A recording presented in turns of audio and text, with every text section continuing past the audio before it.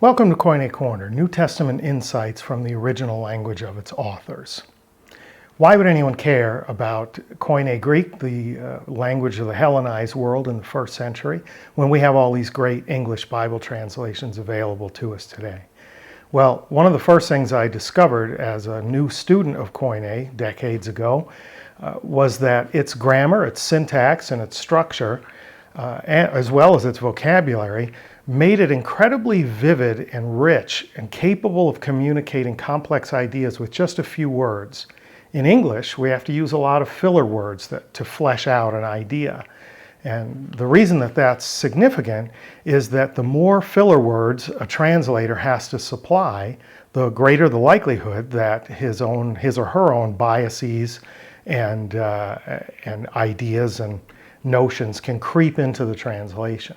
So I think there's a great richness to be found by digging into the original languages and getting as close as we can to the source material from which our understanding of those days, times, places, and people come. So you don't need to be a student of Greek to follow this channel. Hopefully I'm going to keep this as accessible to someone who's never seen the Greek New Testament as to those of you who have been students for a while, and maybe even for a very long while. Our first little nugget that we're going to look at is found in Hebrews chapter 8, specifically verse 12. But in considering that passage, let's consider the 11 verses that come prior to it. So presumably the Apostle Paul is writing to the Hebrews. These are Jewish converts to the new Christian religion, this extension of Judaism in Christ.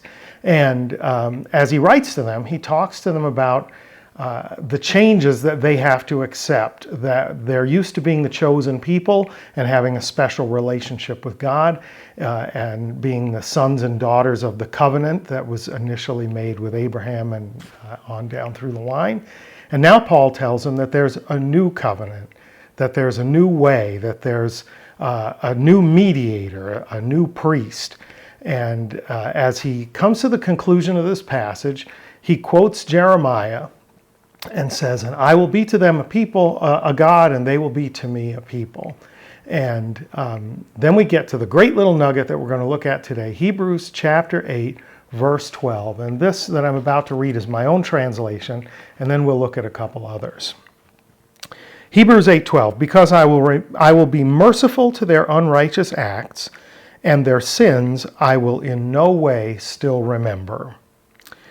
So Paul tells the Hebrews that we can be in this new covenant, we can be part of this new community because of the mercy that has been shown to our unrighteous acts and the forgiveness of the sins that we have brought to him. But then we get to the kicker, to the little nugget at the end.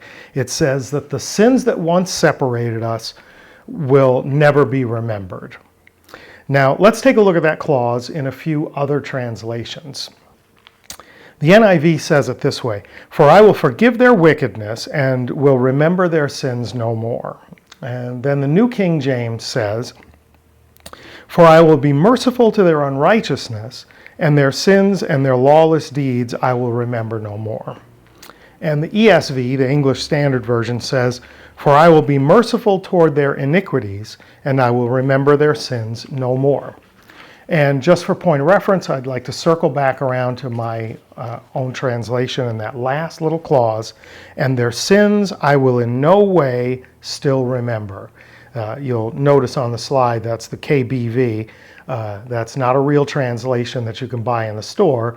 That's just my initials and version. That's my own translation. So Paul made this last point so much more strongly than the English communicates.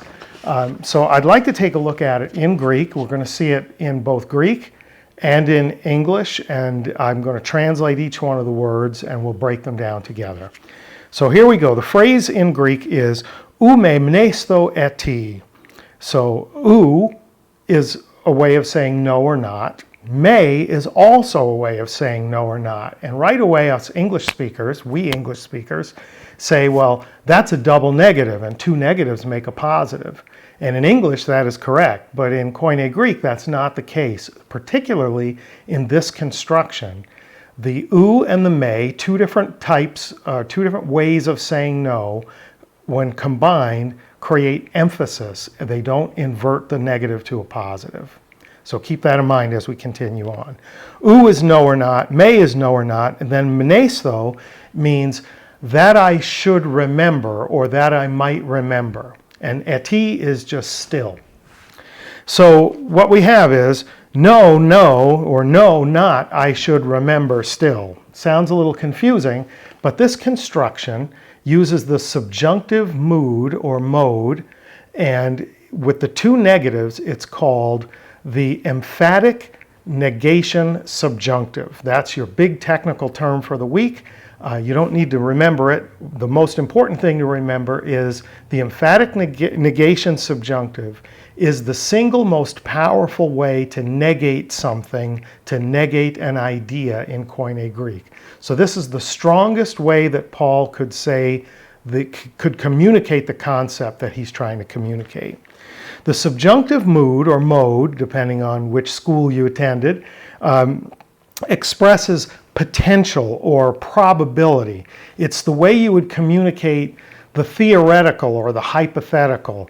It's a way to think about something that isn't a concrete example, but like a thought experiment or a mind model for you to contemplate. So in Koine, this is the strongest way for Paul to say the remembrance of the sins that have been forgiven being brought back up is so far outside the realm of consideration of probability or possibility or even theory that it's not worthy of any thought. In English, what we would use to communicate that idea is just a future indicative. I shall not remember, or I will not remember. If in English we would say, I may not remember, and that's iffy, that's wishy-washy. I will not remember sounds more concrete. And the strongest way in English is, I shall not remember. It's a declaration of fact, I shall not remember. You can use the future indicative in Koine Greek as well, but the important thing to remember is that's not as strong a way to communicate the idea as this emphatic negation subjunctive. So let's think about Paul for a moment, as well as all the writers in the New Testament documents. He's fluent in Koine Greek. How do we know that? Because all of his writings, all the writings of the New Testament, are in Koine Greek. And his audience is also fluent in Koine. How do we know that? Pardon my asthma. Well, he chose to write in Koine Greek, knowing that his audience would hear it read out loud to them in Koine Greek. So just like he would know exactly what he was communicating, he would trust that his audience would clearly understand what he was communicating. And what did he communicate? He communicated that there would be no possibility of God re-remembering the sins that he had forgiven and forgotten and applied mercy to. Well, let's talk about theology for a quick moment. Some of the most basics of theology are God is omnipotent, having all power. He's omnipresent, everywhere, always. He's omniscient. He knows all things. He's eternal. He has no beginning and no end. So it's easy for us to engage in sort of a mental gymnastics of saying, well, is God so omnipotent that he can create a rock that's so large that even he can't lift it? Well, that's sort of, the angels dancing on the head of a pin question. That's a lot of thought, but not a lot of substance. What Paul is trying to do here is to say, not that God is incapable of remembering, but God's choice, his decision to forgive and to forget is so complete and so perfect that by using this mode, this emphatic negation subjunctive, he's communicating that God has decided and is committed to never ever under any circumstance bringing back to remembrance those sins that had once been forgiven and are now forgotten. Well, my favorite question about Bible study, the most important thing to me, is so what? Why should anyone care? What does this have to do with my life today, tomorrow, and beyond?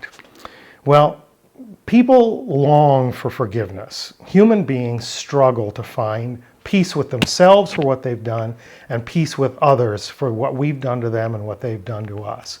We seek forgiveness, we plead for forgiveness sometimes, and even when we ask for it and receive it, sometimes we struggle to believe that we've been forgiven. But even if we do believe it, sometimes we'll find ourselves living like God has forgiven but has not forgotten. And in fact, we walk around in our day-to-day lives with our sins and transgressions, our iniquities, etc., hanging over our heads like a sword of Damocles, as though God is just waiting for the moment to bring it back up again.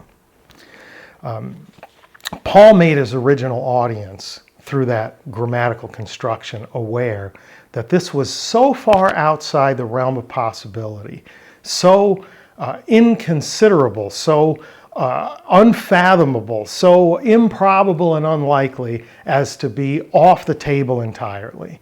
Paul wanted to make sure that those Hebrew believers understood that God would in no way, shape, or form remember, bring back to remembrance the things for which they had been forgiven. And how did he do that? He did that with that short little beautiful phrase, ou me mnesto eti, I will in no way remember their sins still ever again. So the emphatic negation subjunctive, the strongest way to say it in Koine, is the way Paul thought to communicate this most important of concepts, that when you are forgiven ultimately and forever, and it'll never be brought back to your mind. I hope that as you go forward with your day and I go forward with mine, we will let the past lie in the past. We'll seek forgiveness where we have wronged others, and we'll accept forgiveness and maybe even learn to not remember the sins of others ever again, still, forever, no more. If you found any value in this short video, I hope that you will do me the great honor of hitting subscribe and like. And if you think you know a friend or a family member who could benefit from it, it would be awesome if you would share it with them as well. And each Wednesday, we're going to have the Wednesday Word of the Week, where we just take a vocabulary word and unpack the deeper meaning of it and show a place or two where it's used in the New Testament in a significant way. Thank you for spending a little time with me today. I appreciate it. And until we see one another again, I say to you, charis kai eirene humin, grace and peace to you. Bye.